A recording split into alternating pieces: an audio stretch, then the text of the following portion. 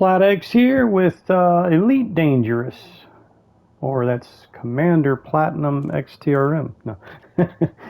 Anyway, this game, of course, is, if you don't know already, um, a space game where you're the commander of a spaceship, and that's really, what the game is using your spaceship to complete series of types of missions, or you don't even have to do missions. Like, there's a mission board here. You don't even have to do missions. You can do whatever you want, like as far as being the commander of your own starship. You can go mining. You can go exploring.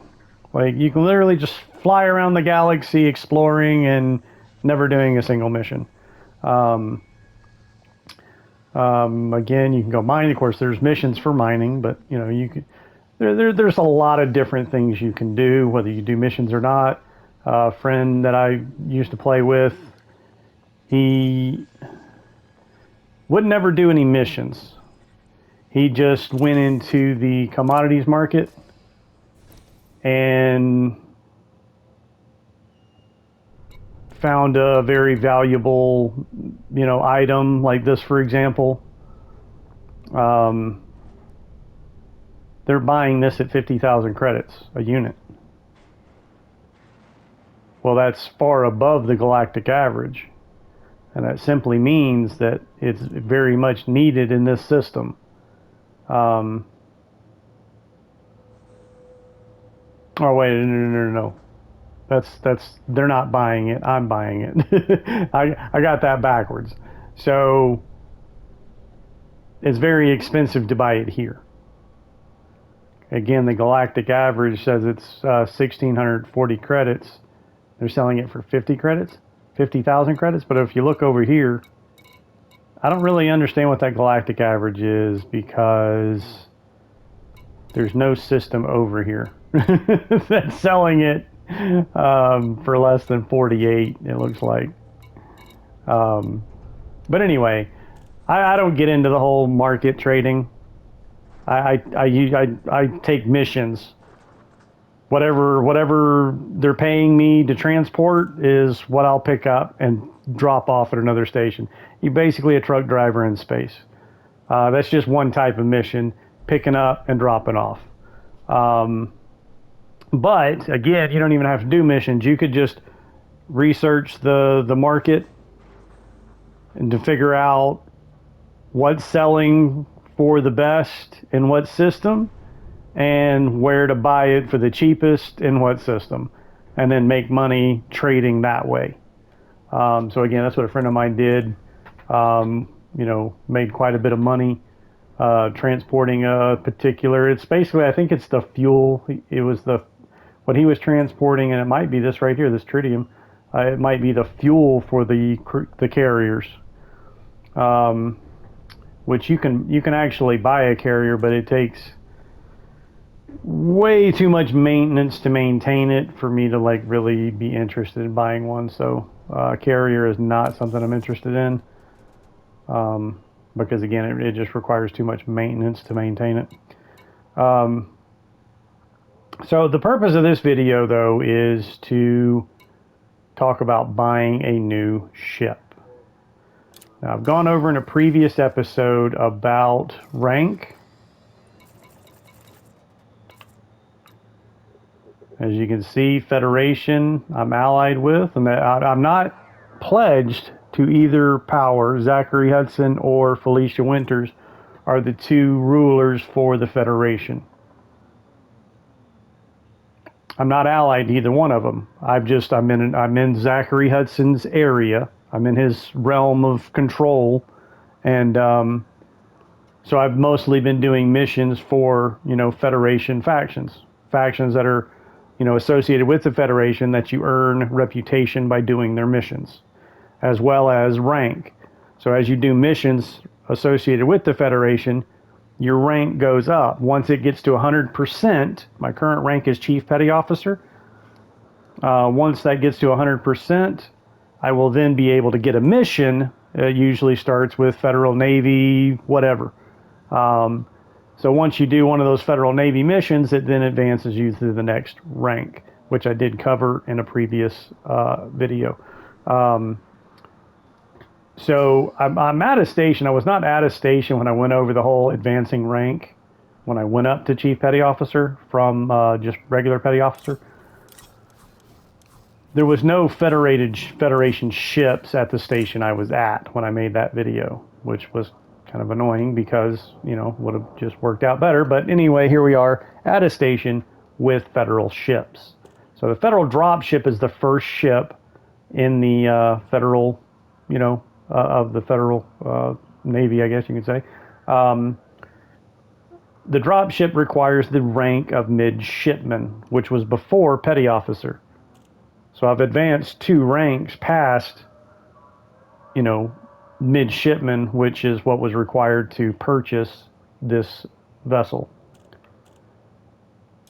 The next one is the Federal Assault Ship, which requires Chief Petty Officer. So I am now high enough rank to purchase the Assault Ship. These are basically combat vessels. They're meant for combat. They're not multi-purpose. You can use them as multi-purpose, but now all that means is you can go into battle with them and you can run cargo. You can do various types of missions with them, not just combat. But there's other specifically multi-purpose ships that are better for being a multi-purpose vessel. You know, again, this one is pretty much meant for combat. All of the Federal ships really are. So unless, you know, I mean, really the whole purpose, I mean, that's why I'm not really buying them, because I'm not wanting to strictly have a combat vessel at this point. But it is available for me. The Federal gunship, however, is not available until I am rank ensign or higher. So I'm not sure if that's the next rank or not. I'm Chief Petty Officer now. When I rank up, it could be ensign. I'm not completely sure. But this will not be available for me to purchase until, again, I have acquired the rank of ensign.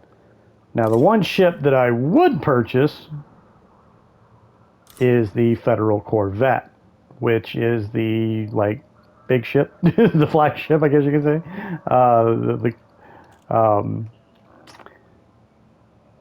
It basically requires the rank of Vice Admiral to purchase. But it is my favorite ship to fly into combat. It is the only ship that you can purchase that has 2 huge hard points, which are for weapons. So 2 huge guns. So you've got small, medium, large, and huge. It's the only ship that has 2 huge guns. And it's just, I love it. It's just, it handles much better than the other big ships. And it has, you know, again, 2 huge guns versus just 1 huge gun. Now other ships do have the 1 huge gun, but then of course they'll have either 2 like large guns. And that's where the Corvette has 2 huge and only 1 large. But you know, it is what it is. But again, the Federal Corvette is my favorite ship.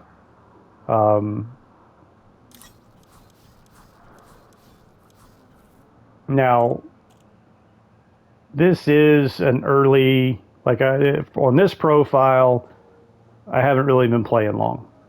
Like I basically just started on this profile specifically to make these videos for like new commanders. So I've put about maybe 20 hours into this playthrough, or this, you know, this profile. Put about 20 hours into it, but I've been playing for years. Well over 5 years. I don't know exactly how many, but well over 5 years. And I have all the ships on my main profile, and I'll be posting a video showing all the ships that are available to purchase, with the exception of the carrier. As I mentioned earlier, the carrier is just 2 maintenance It just requires too much maintenance. I don't play like all the time. You know, I just occasionally I feel like playing, and I'll load my, I'll load back in, fly some missions. Um, so what I'm buying now is, again, this being an early command. I'm an early commander as far as this profile is concerned. This is the ship you basically start off with, the Sidewinder. And so the first thing you want to do is upgrade your ship, because this ship is like nothing.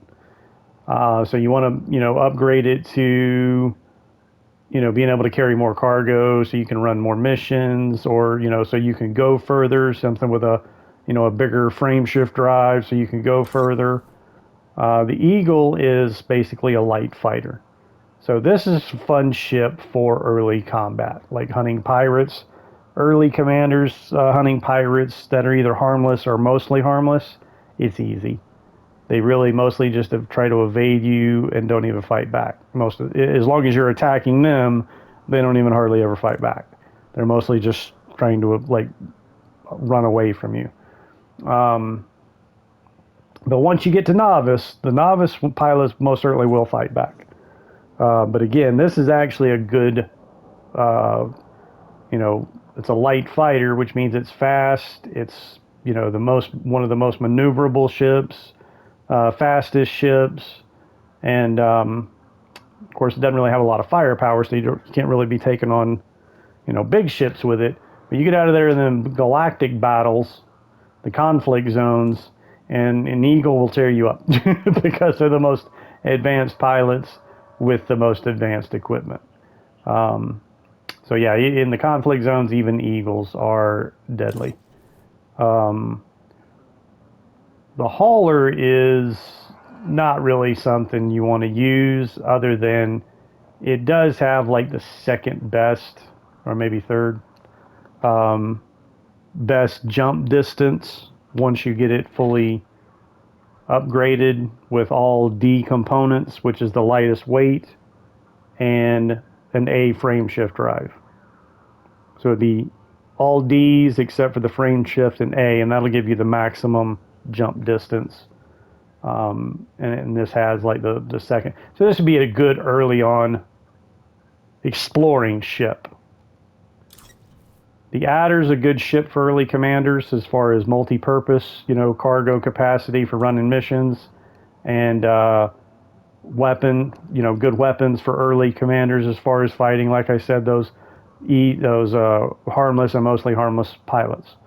So this is actually a good ship, one of my favorite, first upgrades to the Sidewinder. So typically this is usually the first ship I would recommend, changing over to, unless, like I said, you want to do exploring early on, and you would go with the hauler. Viper is just like the Eagle. It's a combat ship, but this is more of a medium fighter, so it's not quite as fast and maneuverable as the Eagle, but again, it's more well armored, and has better weaponry. The Cobra is like the second step up from the Adder. The Adder's the best, like first step up. The Cobra Mark III is the next step up, as far as a multi-purpose vessel in regards to cargo capacity and weaponry. So again, early commanders, it's a great vessel for fighting pirates. Harmless, mostly harmless. That's how I made all that money. I got almost 6 million now. It's from doing hunting pirates. Like I said, harmless, mostly harmless skill level. In this Cobra, because again, it's got good firepower, 2 mediums, 2 smalls. Those pulse lasers are in the medium slot, but they're really small lasers. So when you buy a new ship, you can't really that's why I'm going to post a video that shows exactly what each ship is able to use versus what it comes with, because a lot of times it comes with smaller parts and bigger, like those pulse lasers are in a medium hard point, but the pulse lasers themselves are small guns, so they really should be in the smalls, and then they should show 2 medium hard points still available. So that's what this thing has, is 2 mediums, 2 smalls. So again, great upgrade early on for commanders for multi-purpose running, running cargo. That means just picking it up here, dropping it off there, or there's other types of missions too. But anyway, cargo space and firepower, great ship. That's actually what I'm using now and about to upgrade now. And the purpose of this video is about, you know, buying a new ship. So again, this is the ship I've been using for a little bit to earn me that money. The transporter is Type 6 transport. It's a medium-sized vessel and is straight up cargo. Like I said, you're like a trucker in space.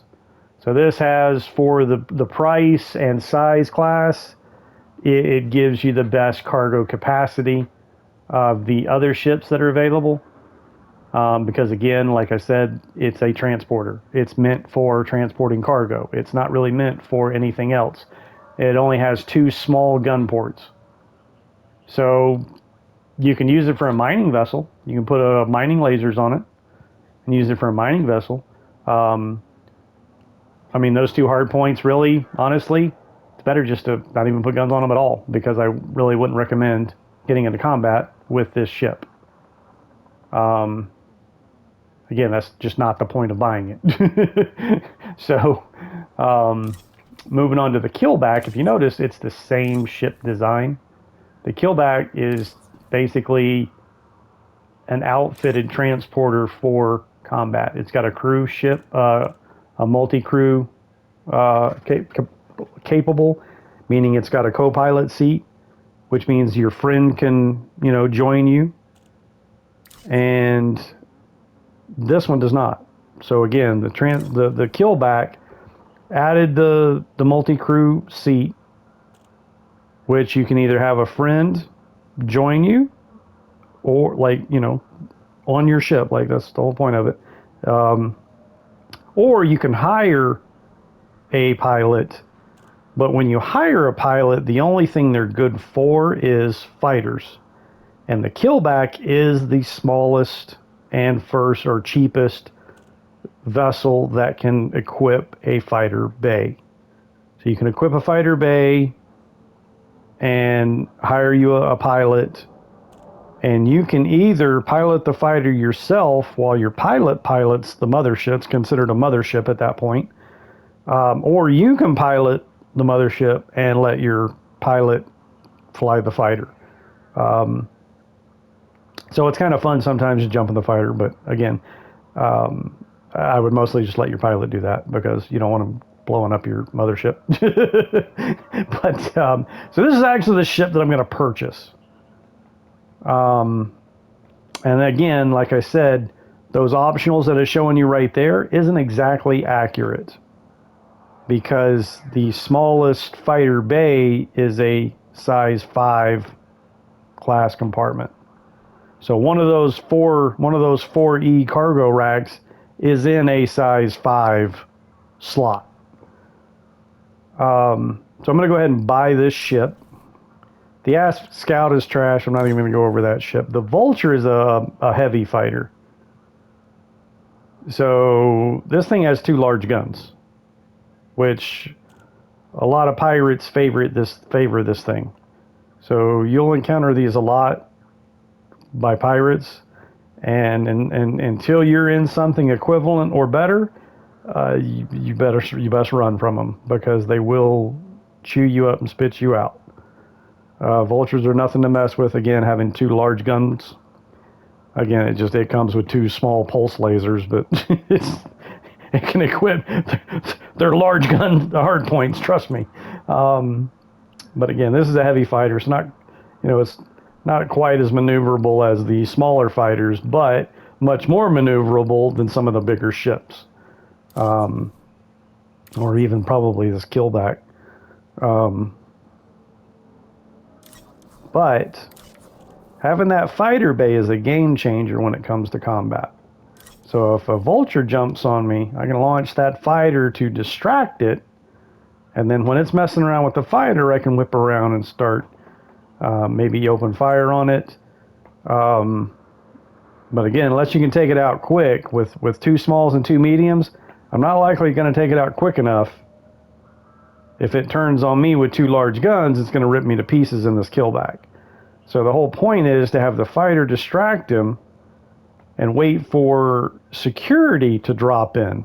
It's the best way to deal with some of these pirates that outclass the ship you're in is kind of try to run from them or evade them. Again, that fighter bay is a game changer because I can launch that fighter, distract it, keep my distance from it, and wait for security to jump in. And then, when it's distracted with security, then I could attack it and get credit for the kill with the help of security. So that's kind of a method that you can use to take on these tougher ships. And then, yeah, I'm not going to get into any more of that. So I'm going to go ahead and buy this Keelback because it does have better cargo capacity than the ship, the Ghost that or Cobra, it's Cobra. But what I wanted to do real quick is go over, before you upgrade your ship, unless you're going to keep this ship and all of its components, when you buy the new ship, then you can just store it instead of exchange it. But I'm going to exchange it. I don't need to keep it. Like I said, my main profile, I have all the ships. This profile, I'm not doing that again. Well, there's no point in doing that again, you know what I mean? So I can only fly one ship at a time. So what I've already done is gone through and stored all of my components because the Keelback uses the same size components. So I've already stored all of my purchased and upgraded components for the new, so I can equip them on the new ship when I buy it. And that's something you want to make sure and do, because finding parts is like a Easter egg hunt or a scavenger hunt. Like, you have to, when you go to a station, it's just what they have is what they have. You can't just order whatever you want. So sometimes it's a scavenger hunt trying to find the right parts that you're looking for. So when you have those parts, you want to make sure and hold on to them because you don't lose them.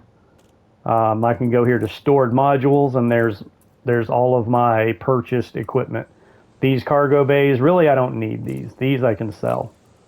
I don't know why they're stored.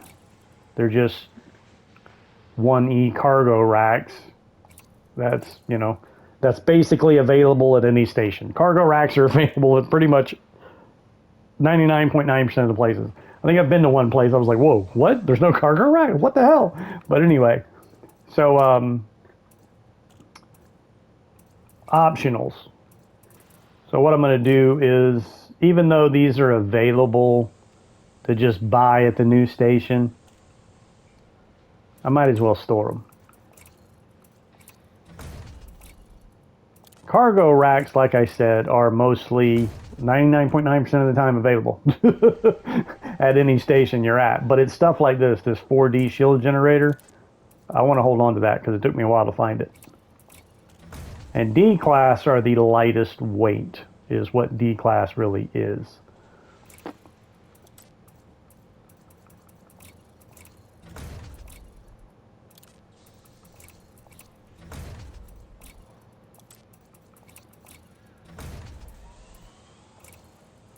Now this mostly comes with new ships, but that Keelback, I didn't see it on there. Super Cruise, it has the Super Cruise, but I might as well just go ahead and store it anyway. So this planetary approach suite, every ship most definitely has this. This really isn't like an optional thing. I mean, you can take it off, but I think this is what keeps you from crashing into planets. So you definitely do not want to take this off. All right, so I basically stripped this ship. And even if I did not strip it, when you go to purchase the new ship,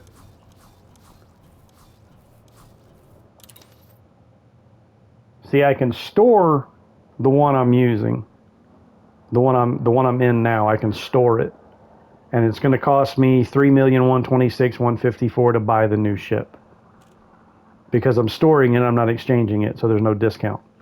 But if I exchange it, now I pretty much already stripped this ship. So that's basically what it sells for.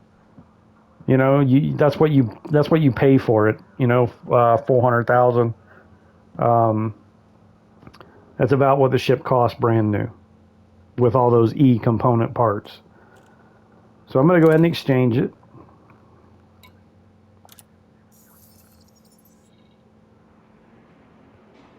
So that discount, that knocked off that 400,000 off of the sale price. So I only paid like, what, what, I didn't look at it, but anyway, it showed it on there.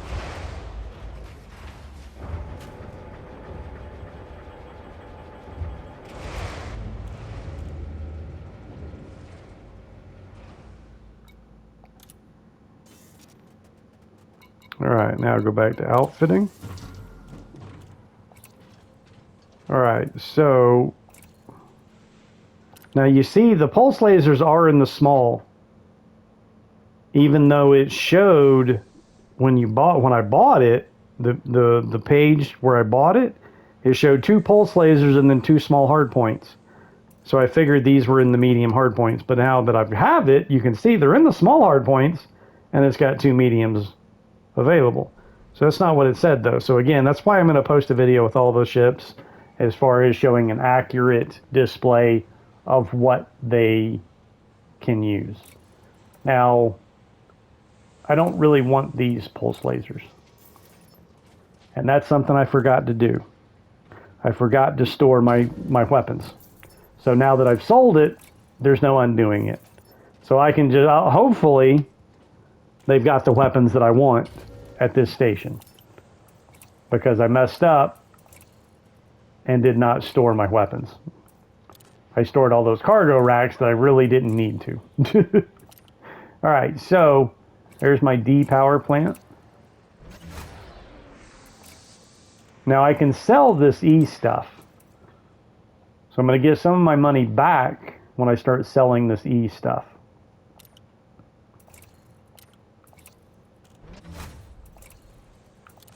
So again, it's just in this particular case, this new ship I upgraded to just happened to have the same size components as the ship I was flying, with the exception of this right here.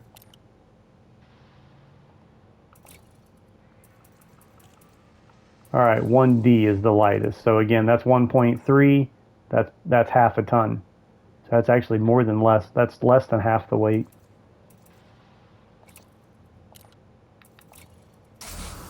And weight determines jump distance.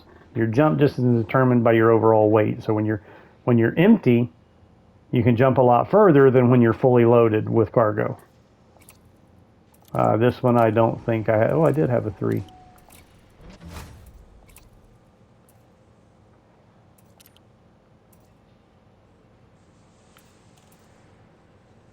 Well, I might as well go ahead and upgrade to the 2A.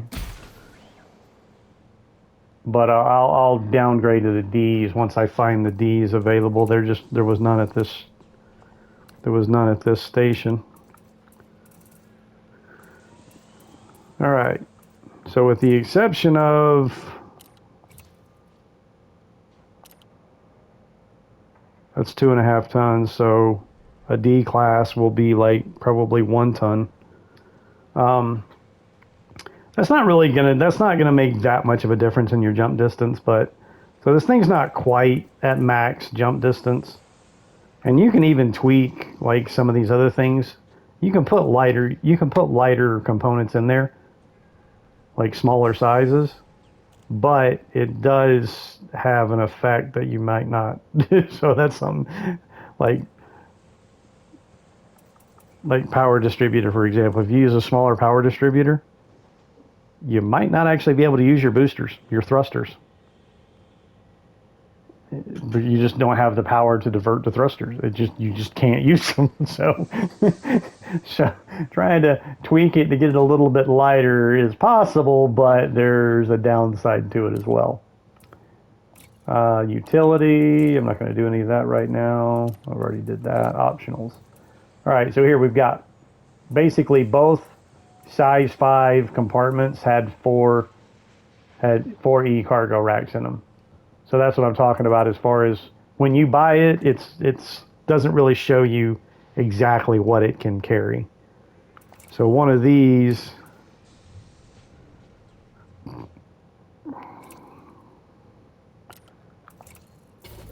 I'm just going to sell all these because I stored all those 4s earlier. And I don't really need them. Now the other ship I had a 4D shield. It didn't have any 3. It didn't have any 3, like size 3, like slots. So I had to use a bigger shield than necessary. So this one, I can actually use a 3D shield instead of the 4D.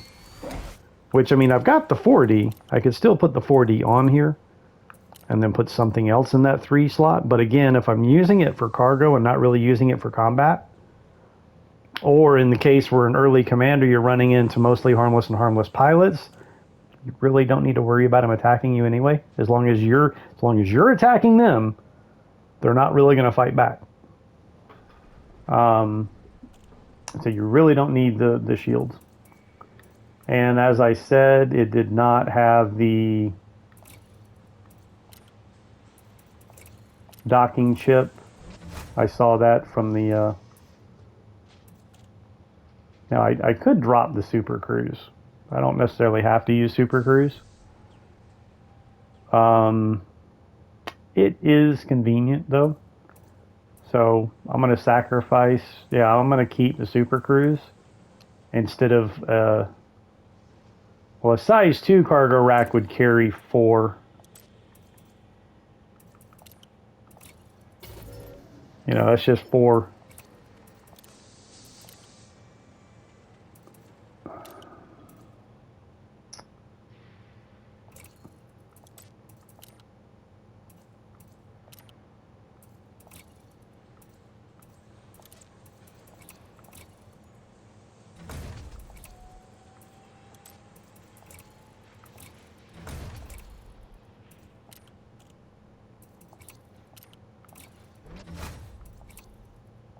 Now this way, in case I'm in a situation where I need to go ahead and swap that out, I'd rather swap the Super Cruise out with this cargo rack than the docking computer.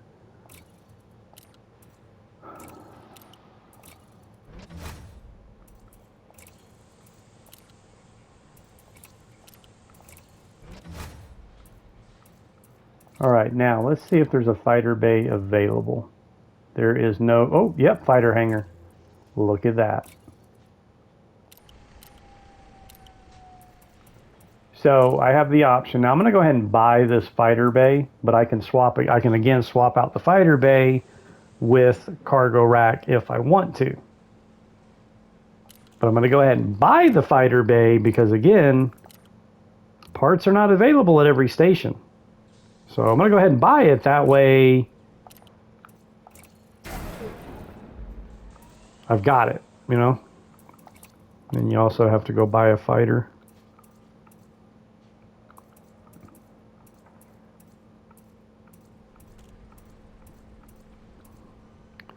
That's the one I always go with.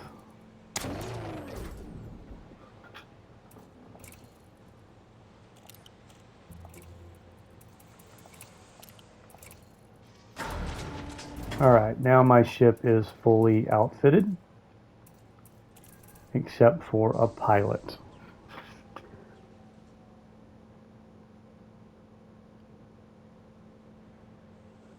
Now, let's say I wanted to run another cargo bay instead of the fighter bay.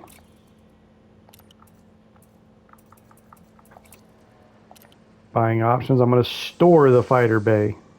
I'm not going to exchange it. I'm going to store it. All right. So that basically, in this right here, I could get 4 more cargo capacity there, which puts my cargo capacity at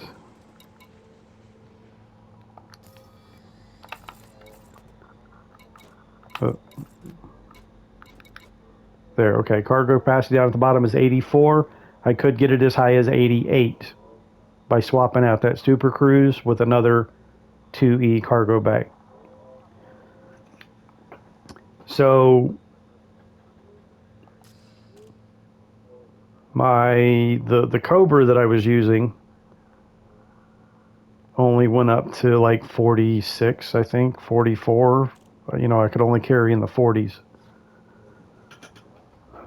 because again, it only had like 4 cargo racks. So that one 5E is worth 2 4s. Every size it goes up, it doubles. Now, let's say I want to go ahead. Let's say I'm in another station and I want to equip my fighter bay, but there's no fighter bays available at the station I'm at. I've already bought a fighter bay. So what I can do is then go to stored modules, and I already sold the components that were at another station. But if this fighter hangar is still going to be stored at whatever station I leave it at, and there'll be a number of minutes that it takes to transport it to this station, you just have to pay a transfer fee. So you pay a little bit of money to transfer it from one station to this station, and it takes however many minutes it says, 8 minutes, 13 minutes, whatever, just depends on how far away you are from it, from the other station that has it. So again, that's why I went ahead and bought it now, because there might be situations where I don't really need it. But again, once you buy it, until you sell it, you don't lose it.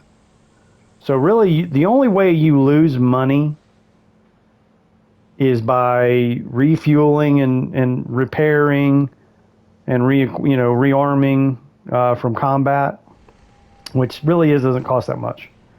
You're going to make more money off of the bounty or off of the mission than it costs to refuel, repair, rearm.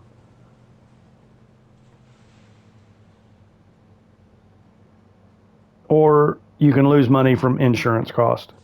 So if this ship gets destroyed, it costs me $252,000 to rebuy it, as is with all of its components. It's really the only way you lose money, is if your ship gets destroyed. You will have the one of my flagships. It was the big boy of the Empire. I can't remember the name of it right now. But it was the like big Imperial ship that you can buy, which is a beautiful ship. I love it. Federal Corvette's still my favorite, but the big one of the Empire, it's a beautiful ship. It cost me over $30 million to rebuy it because I had it fully decked out. The ship was worth over $400 million, and it cost me $30 million to rebuy it because it got destroyed. So losing $30 million is kind of a kick in the balls. I mean, I can make back the $30 million fairly quickly, within a few hours anyway, or maybe not. I mean, it takes hours. I mean, that's yeah. So, and it's really, when you think about it, to lose that and then the time that you spend to remake it, honestly, you could have made. It's like a double whammy. You lose the money, and then the time it takes you to regain it, you could have been twice as far ahead. You know what I mean? So it's a real kick in the balls when you lose that much money from a rebuy.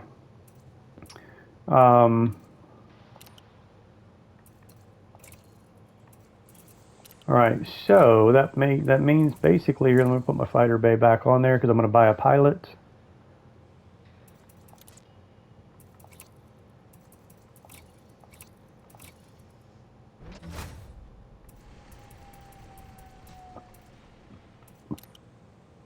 And here is a tip about pilots.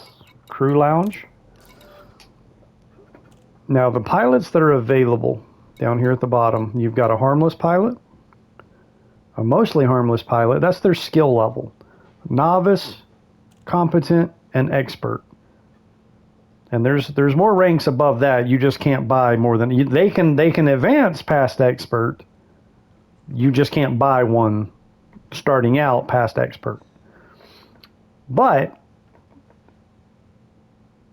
the number of credits it costs to buy it really isn't like it's nothing. Like that's not even I can make that. I can make so much more than that in just a single mission. So the buying price isn't really what to look at here. What you need to look at is on the top right, you see their picture, their name, their rank, and then their profit share. That's their cut from the money that you make, whatever you're doing. That's what you got to pay them. Well, 12% is a big cut. So you go down here to harmless, it's 2%. 2%, 4%, 6%, 9%, 12%.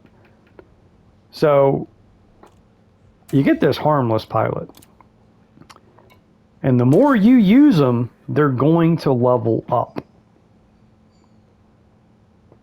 So it will not take long before this pilot right here is expert level, but only getting like a 6% cut, not a 12% cut. Okay? So that's what I would recommend. Just getting the harmless one, and then just make sure you're deploying them in the fighter anytime you get into combat so that they get experience and can rank up. And again, their percentage of payout will be much less than hiring an expert right off the bat. All right, so you see this right here. This is my ship, and I have one seat available on my ship. Well, right now they're hired. They're inactive. You see it says inactive on the left, active is on the right. So I want to select this person and set them to active. So now they're actually on my ship. And right there is the list of ships that you can equip a fighter bay on. The Anaconda is the big ship for Independence. Alliance is the Type 10 Defender, which is on this list as well. All the big ships, or what I call flagships, are going to be on this list. So the Type 10 Defender is the Alliance big boy. The Federal Corvette is the Federal one. The Alliance Crusader, no, that's not it. Where is the Empire? Imperial Cutter, there it is. The Imperial Cutter is the one I was talking about, is the Imperial's like flagship. It's a beautiful ship. It really is. I love it. But I prefer the Federal Corvette as far as actually going into combat. The Imperial Cutter just looks pretty. And it's bigger. So the Imperial Cutter is the Empire's big one. The Federal Corvette is the Federal's big one. Anaconda's the independent. It's what pirates are going to use. So you're going to encounter a lot of Anacondas, and it's really fun destroying them. Let me tell you that, because they're so big. And the Type 10 Defender is the Alliance's big one. Well, the Type 9 Heavy, the Type 10 and the Type 9 are basically the same body design, except the Heavy is just a transport. It's got the best cargo capacity of any other ship, and it's not meant for combat. The Type 10 Defender was refitted for combat, so that is a specifically designed for combat. The Crate 2 is a medium class ship. That's a great ship to equip a fighter on too. That's a lot of fun. The Keelback is the one I just bought. That's the smallest ship that can equip a fighter bay. The Federal Gunship can also equip a fighter bay. I did not know that until just now, which makes that a little more interesting now. Huh. And then Beluga Liner is a luxury liner. It's like a cruise ship in space. But that's the biggest. There's three of them. The Dolphin is the small one. Orca is a bigger one, and which is actually a large vessel. But it's not quite as big as the Beluga Liner. So you got Dolphin, Orca, and Beluga Liner. They're the only ones that can equip a passenger bay luxury class. Any ship can equip a passenger bay, but they cannot go past first class. So you've got different classes of passenger bays: economy, business, first class, and luxury. So the Beluga liner is one that can equip luxury passenger bays. It can also equip a fighter bay. There's the Alliance Crusader, I guess, is equivalent to the Federal gunship. But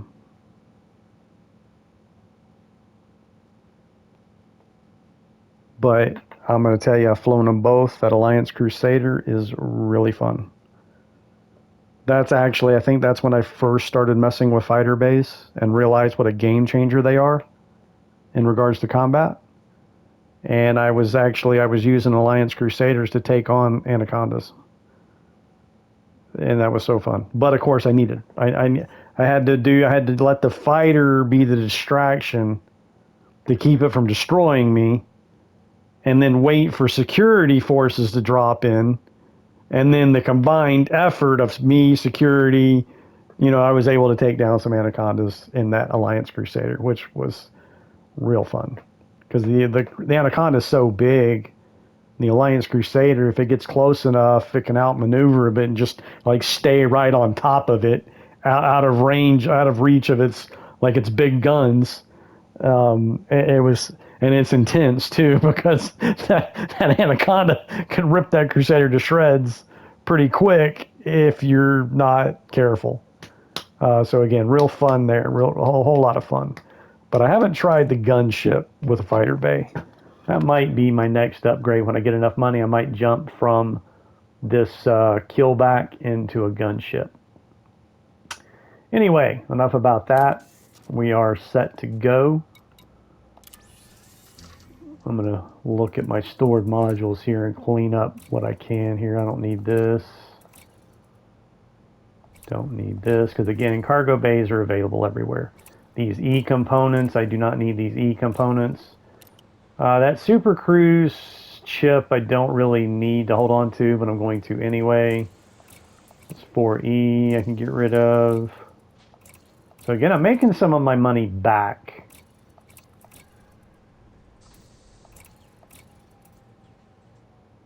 Oh no, that I'm going to hold on to.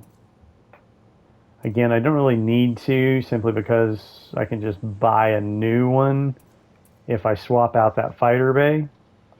So really, I don't need that. I can go ahead and just get rid of that. All right.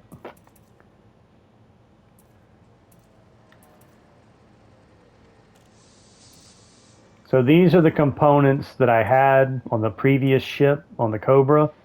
That is a different size on this Keelback. So I need to find the D-class sensors. Of course, A-class sensors is actually preferred for combat.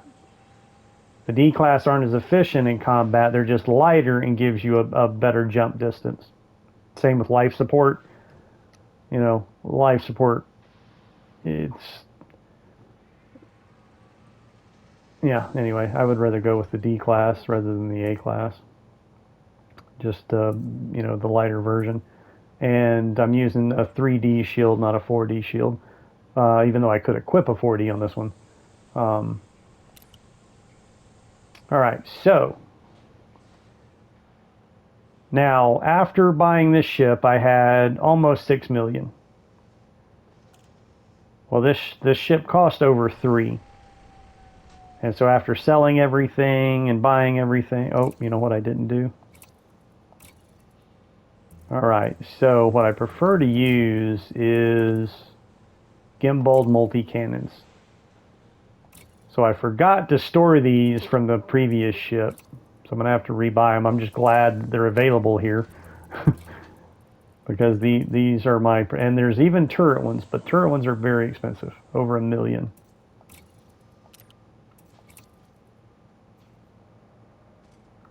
And then small... I normally use gimbaled cannons on my small ports. Although I'm not really feeling the size is... I might as well just go for guns.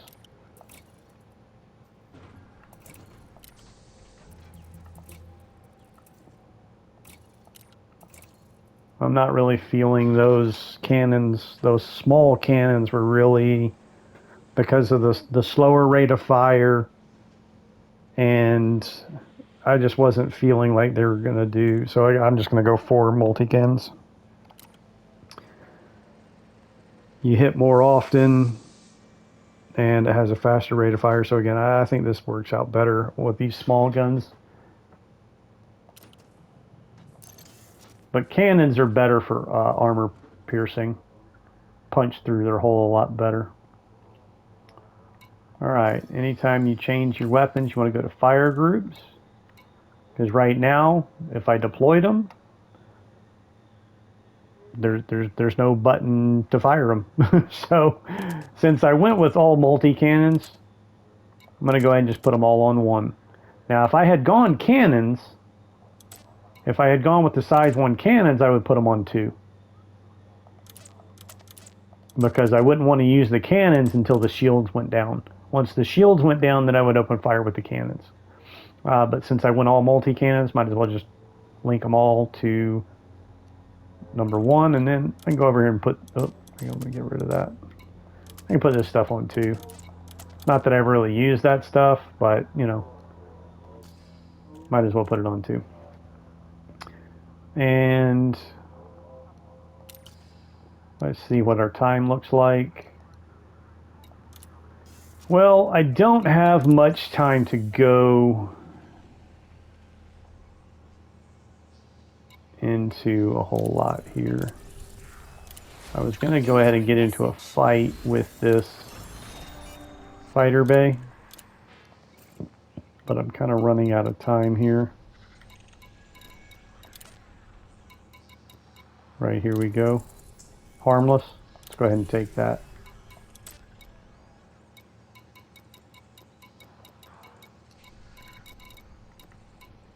These donations, I'm doing these donations just to go ahead and bump the reputation up into the cordial.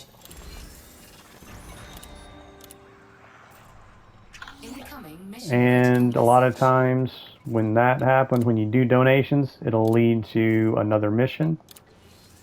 So since I donated to them, they're basically telling me, hey, since you donated, we've got another mission for you.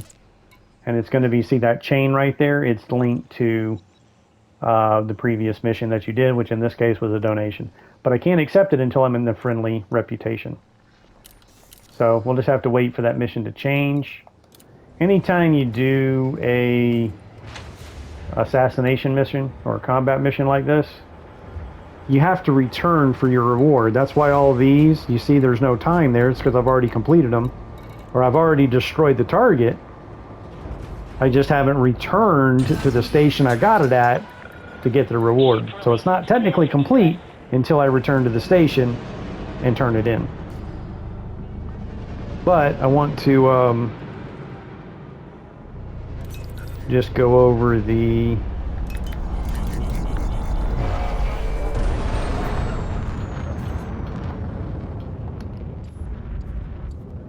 there's the seat right there. Just interested to see where that seat was, because the Type 6 transport this thing's kind of refitted from doesn't have a second seat, only has 1 seat. I was just curious where that other seat was, but it never shows the other pilot.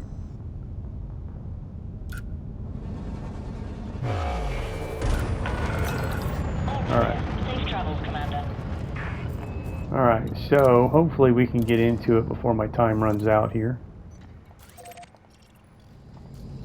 Frameshift drive charging.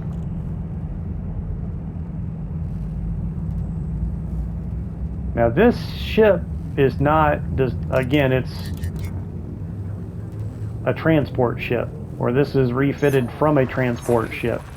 So it doesn't exactly handle that well. But again, the fighter bay is the game changer here, because it creates the distraction that allows you to not have to worry about like outmaneuvering. But it still depends on the ship. Like there's still some ships you do not really want to mess with in this thing. Alright, so we've already got the signal right there. Most of the time I recommend, it's close enough. Most of the time on these missions I recommend scanning the nav point, because a lot of times, that's the person we're after right there. A lot of times they'll drop in on you. in the nav point, and then you can get the drop on them, because they'll normally drop out like right in front of you, and then you can just open up on them. Of course, I always recommend waiting for the scan to complete before you open fire, because you do not want to open fire on the wrong ship.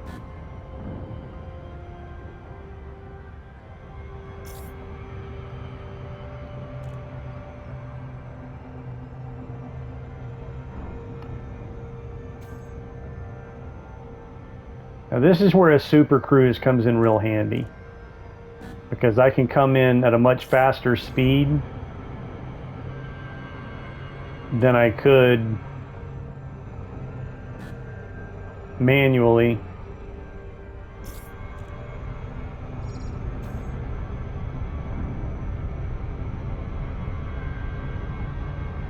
This is awfully close to those rings. I don't like this. There we go. See, I dropped in at a much higher speed than I could have manually. Alright, so what I'm going to do is I'm going to deploy my hard points, redivert power to weapons. We've got an Eagle. And, oh, I almost forgot. Select your fighter, deploy, select the pilot. Understood. And she launched. I'm out of the hatch, Commander. Tell me where you need me.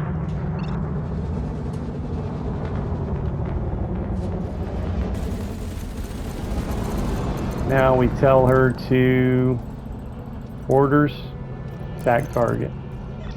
I see the target, Commander. Moving to attack position.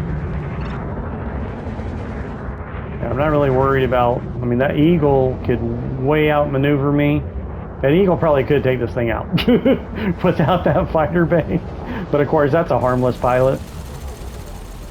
I'm really not worried about it. But that Eagle could tear this thing up, because it's so much faster and more maneuverable.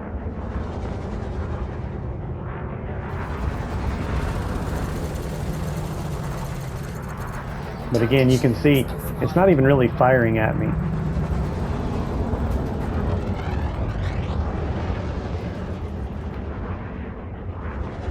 That's what I keep saying about harmless and mostly harmless pilots.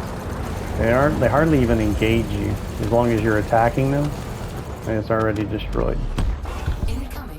Now, these fighters are basically drones.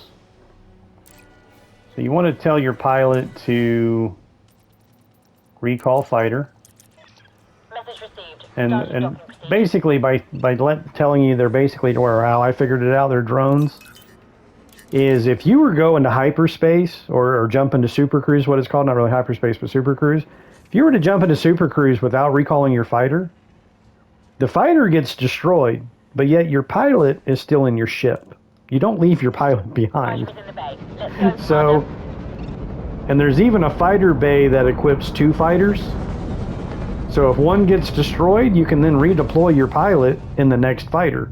So again, they're drones. They're being controlled from inside the ship.